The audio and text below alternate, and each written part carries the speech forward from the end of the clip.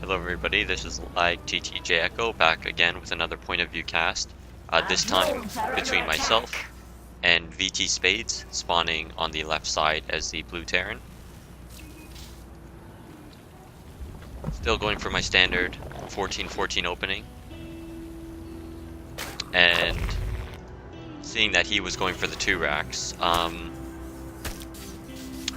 this map in particular, when you spawn close positions, I tend to want to go all in. I do get a drone, or sorry, an SCV kill here, so I was happy about that, but spawning this close makes me want to go for an early Baneling bust, just because if you try to play a standard macro game, Terran's obviously going to take his natural, you're going to take your natural, but in terms of a third base, I typically, if the game goes that long, take this gold, because if you take this base, he can actually siege push you ridiculously easy since it's right outside of his natural, and if you don't take this base, he can still take that and siege push your natural, which is pretty ridiculous. So I try to end the game before that sort of thing happens.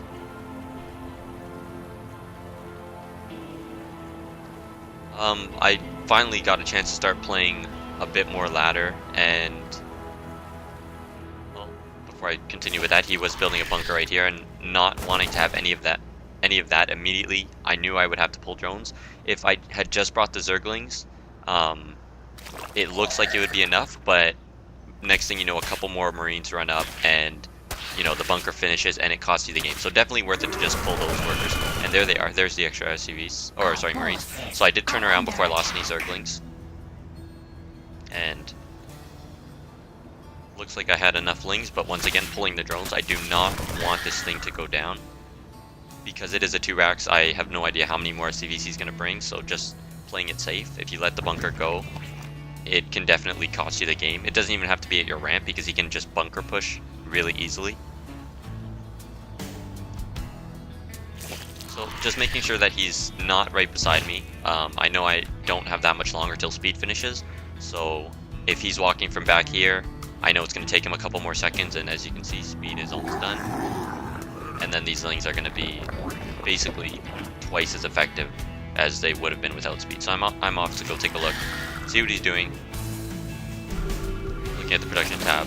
So he actually did scan me, and that is because he 2-racked, so I know his tech is going to be slow, and he wants to know if I'm going for a Baneling bust. Now, I want to, but I'm not going to. And the reason is because it takes a lot of Banelings to bust down these barracks. Only 5 to kill this, but if he throws a bunker here, or even, you know, a racks, factory, whatever, and then bunkers behind that, you need so many Zerglings, or sorry, so many Banelings to bust that. So I can see he's got a lot of Marines. I am mining that gas again, and this Baneling nest is not for an offensive bust, it's for defense. He could have thrown down 2 more barracks back there. I think that got really popular in the second GSL, and a lot of Terrans, thanks to TSL Rain, or Bit by Bit Prime, were just going all in, all over the place. So I am taking this opportunity to drone. As you can see, I am behind in Harvesters, and I know that I am because I had to make so many Zerglings. I am getting a Spine Crawler. I don't know if he's getting a factory. And this will help if he does go all in. So as you can see, I'm continually poking this ramp. Now this does 2 things. It shows me what he is doing, what his composition is, and I know he scanned and saw this Baneling nest. So if I can show him Zerglings and make him think that I'm going for Baneling nest, even if he just throws down 1 bunker, maybe he puts more buildings at production facilities that he can't support around the door just to make a wall, definitely will always help. So I'm trying to keep a decent link count because he hasn't expanded. At 8 minutes, he hasn't expanded. There's the bunker, and I saw a lot of Marines. So I know at this point, he seems to be pretty all in. If a Terran doesn't expand by 8 minutes, he could have the command center in there. But as you can see, we're dead even on Harvesters, but my income is quite substantially ahead of his, despite the fact that he has mules, and that's because my mining is spread over 2 bases. Now this helps for 2 reasons. One, obviously, I'm mining more money than him, and 2, my main mineral patches are gonna mine out slower because half my drones are over here.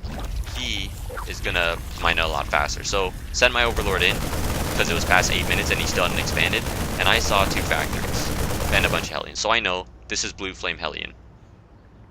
And immediately gonna drop extra spine crawlers, throwing down a roach warren on the outside. And that's just because anything that can get in his way, even throwing a spine crawler here. Definitely not worth it to be greedy at this point, just gonna throw down a ton of spines, and that's because some people try to get cute and maybe run up the ramp, and having a spine crawler right there helps a lot. So here he comes. I'm already morphing in the banelings. Looking at the production tab. I shouldn't be making any drones right now. He is actually making a command center, which I didn't know, but he's doing that because he knows that I saw with my overlord, so he knows that I was going to prepare. So I've got a decent spine spread. I know that he's not going to be able to just run in with these Hellions, and my main aim with these banelings and these zerglings is actually to kill the marines, not Hellions, because I know I can make roaches, and these Hellions are not going to be able to do anything with so many spine crawlers now. So as you can see, low marine counts. These roaches are basically just going to ignore the Hellions and plow right through. Now I'm in a perfect spot right here. The reason I say this is all in, even though he didn't bring his SCVs, is because at this point, I'm on 2 base to his 1. I know he made that expansion, but I'm going to be able to get substantially ahead on income, and his tech is basically non-existent. I mean, he's got the Blue Flame Hellions, and that's about it. His Marines don't have any upgrades, no stim. So because I have all these spines at home, I know I can get aggressive with these roaches. Don't need to worry too much about him running by, because worst case, I just put my queens on the ramp, and there they go. So I did pick off a free Hellion there. There's a second one. And now I know he's expanding. I'm just going to try to avoid this tank and getting as many free kills as I can. Either targeting, I want to target the money units, so SCVs or the Hellions.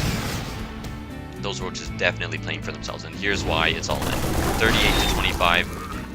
I have map control and I have the units out on the field. Doesn't happen to get this far ahead unless the Terran does something. As you can see, if you were paying attention up here, when he pushed, the supplies were like 70 for him, 50 for me, and now it's reversed. And I've got 50% almost harvester lead, so my lair did finish quite a while ago, was grabbing that baneling speed as well as the roach speed. If you've seen my other TVZ videos, you know I love to do a roach baneling push, and the fact that he was so slow on his tanks is going to make this push even more effective. So the reason why these guys are out here is because you want to maintain map control. I don't want to let him see what I'm doing, and if he tries to A move or whatever, I can always pick off some free Hellions on the way over. So supply gap is widening, and I am not going all in right here. I am going to send out a drone to continue expanding in the case that he does hold this off. So like I said, here's where I'm going to take my third. And really lucky timing there with the drone. There were 5 Hellions looking around, and I'm not going to cancel this because I know these Hellions are going to take forever to kill that. It might keep his attention, he might actually bring his army over there, and I'm prepping up my own attack right now, so I know that his stim isn't going to be done just because of he went Blue Flame Hellions, then tanks. I saw a tank. So I was a little bit afraid when I ran here and saw this, but basically I just took my roaches, ignored everything but the tanks. The tanks are the only things actually doing good damage. And if you notice, there's still 5 Hellions that would have made a big difference that are still poking at that hatchery.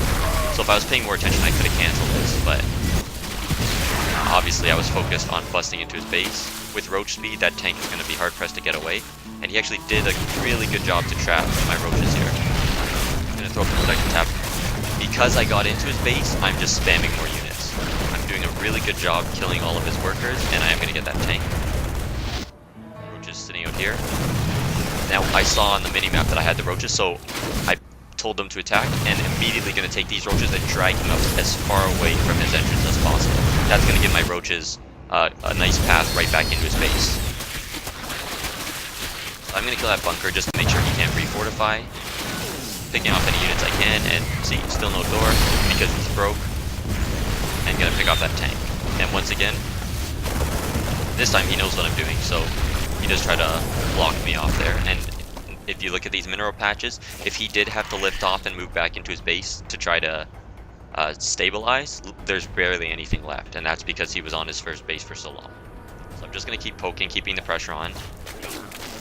I guess I didn't even realize that the third base was done. I did like a ton of damage, so I should be expanding right now. As you can see, my money is floating, but it does take quite a bit of attention to make sure that your units do as much damage as they should. If you just A-move, a lot of the time they don't work too well. So there goes my Spire. And as you can see, beams in equal numbers to Roaches, not so great when they have no medevacs, and Stim is their only upgrade. And just gonna ignore that Marine. Continue to hurt his economy. Even if he were to wall at this point, I've just got too many units. I'm gonna be able to make mutas when this fire pops, and I know I've killed just about all of his workers. There's a GG.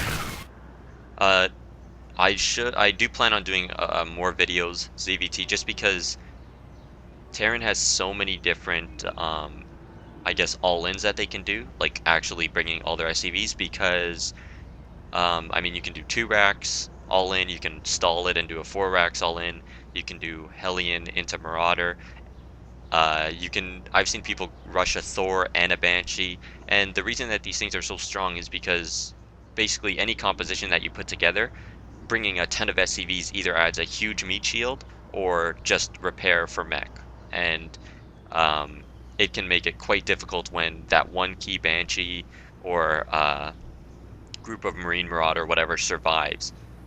Because in low numbers and with them right outside your production facilities, those units aren't going to get a chance to actually do any damage. Not going to be able to regroup or anything. So remember to always GG your games. Unless you lose, then complain about imbalance.